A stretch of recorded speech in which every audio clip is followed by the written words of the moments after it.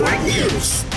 Hindi na bago sa mga biyahero ang kalbaryo na dulot ng sirasirang mga kalsada sa Andaya Highway na nagdudugtong sa mga bayan ng Del Gallego, Tagay, Lupi at Sipocot sa lalawigan ng Camarines Sur. Ito kasi ang pangunahing daan mula sa Camarines Sur papuntang Metro Manila. Nitong ika-16 ng Enero ng kasalukuyang taon, personal na binisita ni Department of Public Works and Highways Secretary Vince Dizon ang naturang kalsada at nasaksihan niya mismo ang matinding problema dito. Hindi pumasa sa pagsusuri ni Dizon ang patsi-patsi at tapal-tapal na paraan ng pagkukumpuni. Aniya, hindi ito pang matagalang solusyon sa problema. Hindi yun ang solusyon ng gusto ng Pangulo.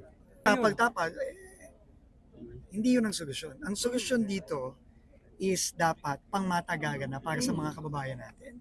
Kasi yung tapal-tapal, baka bukas lang sa makagawa, sira na ulit yan, umulan lang na isang beses, sira na yan. So, tingin ko kailangan baguhin natin yung pag-iisip ng mga tao sa DPWH. Kung ganyan sila mag-isip, hindi sila bagay sa bagong DPWH na gusto ng Pangulo. Hindi pwedeng tapal-tapal dito.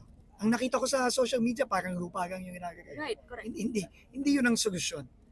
Ayon sa datos na nakalap ng grupong People's Budget Coalition, lumalabas na ang Bicol Region ang ikatlo sa may pinakamalaking nakuhang pondo para sa Maharlika Highway mula taong 2016 hanggang 2025 na may tinatayang halagang 27 billion pesos.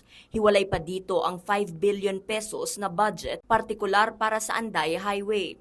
Ang tanong ng nakararami, saan napunta ang pondo kung baku-baku pa rin ang kalsada? Ayon kina Mayor Tom Bocago ng Sipocot at residente ng Del Gallego na si Rina Rose Arcojeres, malaking ginhawa sana para sa kanila kung tuluyan na ngang maaayos ang kalsada sa Andaya Highway. Napakalaking bagay na maayos to. Na matagal na naming panahon na siguro 4 na dekada na talagang pinapangarap ng mga tao dito sa Andaya Highway na maging maayos na itong kalsadang ito.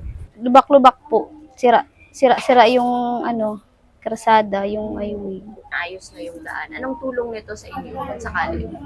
Para po iwas aksidente sa mga sasakyan po. Umaasa ngayon ang publiko na ang pagbisita ni Secretary Dizon ay maghahatid ng pangmatagalang solusyon sa ilang dekada ng problemang dulot ng Andaya Highway. Hangad ng marami ang ngayoy baku-bakong kalsada, tuluyan ng maging daan ng pagbabago at kaunlaran. Para sa RMN Network News, Radyoman Antoinette Eduardo, Tatak, RMN. RMN Network News.